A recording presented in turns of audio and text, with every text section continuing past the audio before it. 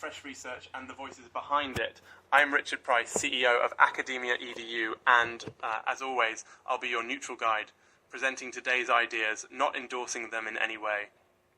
Just think of me as your travel companion through some pretty complex academic landscapes, helping you hear every perspective and maybe inspiring you to dig a little deeper on your own terms.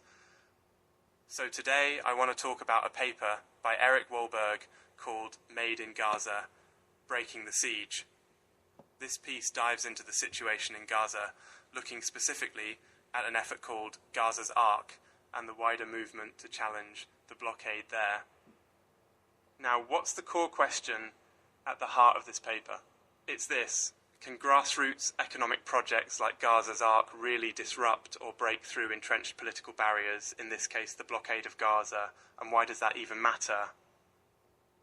Well, the blockade isn't just a policy, it shapes daily life for more than 1 million people. It determines what goods come in, what goes out, and if whole communities can actually, provide for themselves or have to rely on international aid just to get by. Eric Wahlberg's main focus is on Gaza's Arc, a pretty unusual project. Here's the basic idea. Organisers, including people from Canada, Europe, Australia and the United States, came together with Gazan builders to refurbish an old fishing boat. Their plan: fix it up, fill it with Palestinian products like date treats, embroidery, crafts, then sail it out of Gaza to another Mediterranean port, as if Gaza were just any other coastal exporter. It sounds simple, right? But because of the ongoing blockade, trying to get even a single boat past those restrictions is actually pretty dramatic. So, how does this project differ from past efforts? Well, previous missions mostly focused on bringing aid into Gaza. Think the flotillas you might have seen on the news, like the one in 2010 where there was a deadly confrontation. But Gaza's Arc is about helping Palestinians send goods out, flipping the script. It's not just about survival or handouts, it's about self-sufficiency and economic rights. That's a tangible difference, right? I mean, whether you agree or not, the shift in approach is obvious. A few things stand out from Wahlberg's summary. Number one, the border and maritime restrictions in Gaza have turned what used to be a thriving exporter into a society where 80% of people depend on UN handouts. That's imagine most of your neighbours surviving on food aid and, before the blockade, Gaza exported everything from crafts to furniture. It had real, healthy markets. But nowadays, almost all exports are banned. Even fishermen can't safely reach fishing grounds. There are reports, according to rights groups, of violence against them if they go too far out. That's not just about economics, it's, about dignity. The Arc strives to do a couple things at once: give local workers jobs refurbishing the boat and producing crafts, support local traders, and at the same time make a symbolic stand. Wahlberg's paper notes, and again I'm presenting this neutrally, the boat isn't just about moving products, it's about asserting the right to free trade, to movement, to kind of participate in the world economy. Organisers say this isn't aid, it's not charity, it's about helping Gazans earn their own livelihood and, indirectly, challenging international actors to rethink what justice, or even just normalcy, should look like there.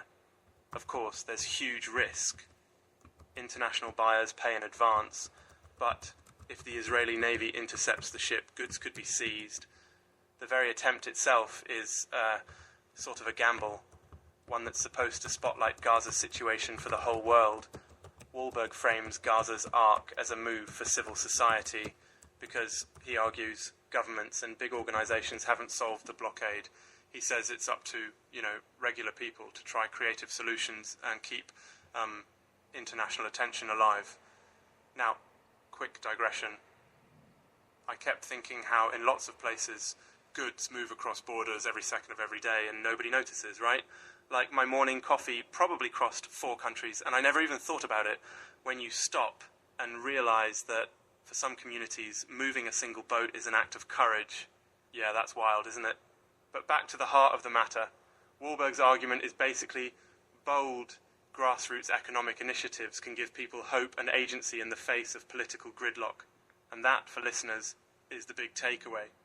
Whether or not you agree with his conclusions or methods, you can look at his analysis as a prompt to ask, where do you see similar barriers or creative solutions in your own world?